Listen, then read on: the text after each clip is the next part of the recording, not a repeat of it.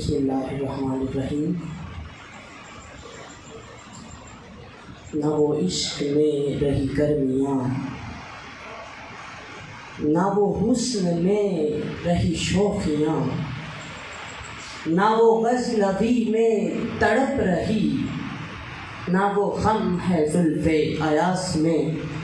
اور جو میں سر بسجدہ ہوا کبھی تو زمین سے آنے لگی صدا، تیرا دل تو ہے صنم آشنا، تجھے کیا ملے گا نماز میں۔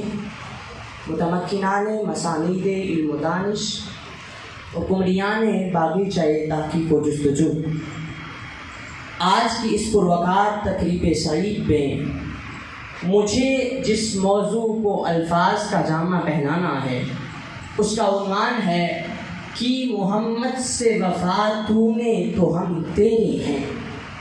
علی بکار، آج جب میں دریچہ تصور کے اس پار امت مسلمہ کے مقدر کے صحن میں ذلت و رسوائی کی کالی آندھیاں دیکھتا ہوں تو میرے رونگٹے کھڑے ہو جاتے ہیں، میرا سینہ جل اٹھتا ہے، میری آنکھیں برسنا چاہتی ہیں، میرے سینے سے ایک ہونٹ سی اٹھتی ہے اور میری دل سوزاہیں مدینے کی گلیوں میں روتی پھرتی ہیں کہ اے خاصائے خاصان رسول، وقت دعا ہے، امت پہ تیری آن عجب وقت پڑا ہے۔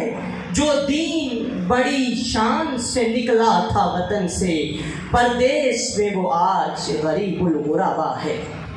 علی بکار، حضور نبی کریم صلی اللہ علیہ وآلہ وسلم سے وفا کرنا ہمارے ایمان کا حصہ ہے۔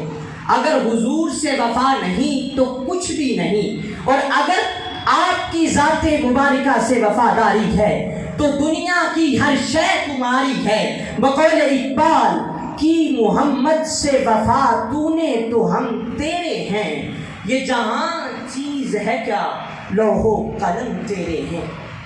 علی بکار، عہد وفا ماضی، حال اور استقبال سے بے نیاز ہے۔ یہ محض الفاظ کی شاعری نہیں بلکہ وفا کے نام پر خاک و خون میں غسل کرنے کا نام ہے، وفا کے مفہوم میں تلوار کی دھار پر چلنے کا نام ہے، امیہ کے ظلم سہ کر بھی احد احد پکارنے کا نام ہے، ایک حکم پر اپنا سب کچھ قربان کر دینے کا نام ہے، بغیر محبوب کے تلاش سے انکار کر دینے کا نام ہے، آرام محبوب پر صلاۃ وسطیٰ قربان کر دینے کا نام ہے، عمار بن یاسر کے آگ میں جل جانے کا نام ہے، سر کٹا کر بھی نیزے کی نوک پہ قرآن سنانے کا نام ہے۔ الغرض یہ شہادت گہے الفت میں قدم رکھنا ہے، لوگ آسان سمجھتے ہیں مسلمان ہونا۔ علی بکار، جب ایمان کی یہی روح سینوں میں بسائے مصطفیٰ کے دیوانے چلے تو وہ تین تھے اور دنیا جہان کی کوئی طاقت ان کے قدموں کو لرزا نہ سکی، اور جب وہ 313 تھے تب بھی عزت و شرف کا تاج انہی کے سر پر سجایا گیا، اور جب مفلسی و بدحالی گھر میں ڈیرے ڈالے ہوئی تھی تو پیٹ پہ پتھر باندھے محبت مصطفیٰ کو اپنے سینوں میں سجائے جانثاروں کی صف میں آگے آگے تھے۔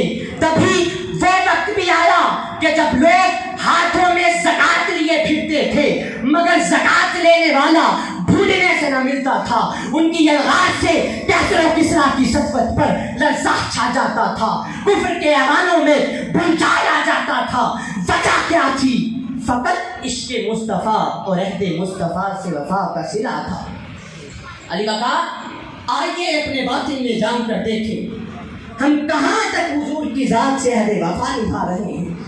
عظیم نبی کی عظیم امت اس قدر عاقبت نااندیش کیوں ہو گئی؟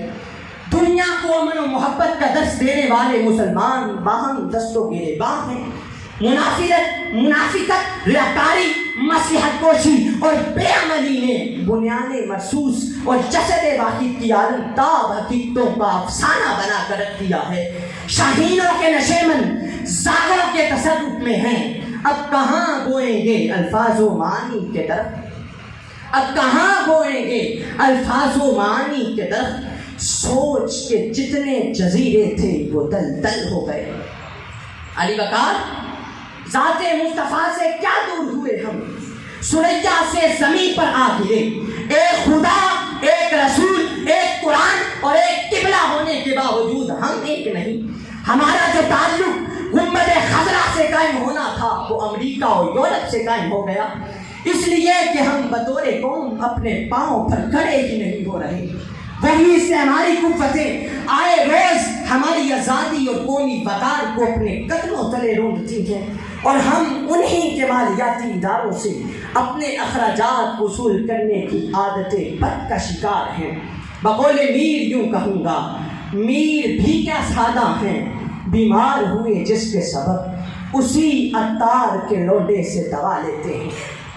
علی وقار آج اگر ہم پھر سے عظمت رفتہ کو پانا چاہتے ہیں اور پھر سے لوح و قلم کی میراث کو اپنانا چاہتے ہیں تو ذات مصطفیٰ سے عملی عقیدت کا رشتہ جوڑنا ہوگا، اور اپنا جان و مال، عزت و آبرو، سیاست و ثقافت سب کچھ آقا کریم صلی اللہ علیہ وسلم پر نثار کرنا ہوگا۔ اس پیغام کے ساتھ اجازت چاہتا ہوں کہ لوٹ جا عہد نبی کی سمت رفتار جہاں، لوٹ جا عہد نبی کی سمت رفتار جہاں، پھر میری پسماندگی کو ارتقا درکار ہے۔ والسلام۔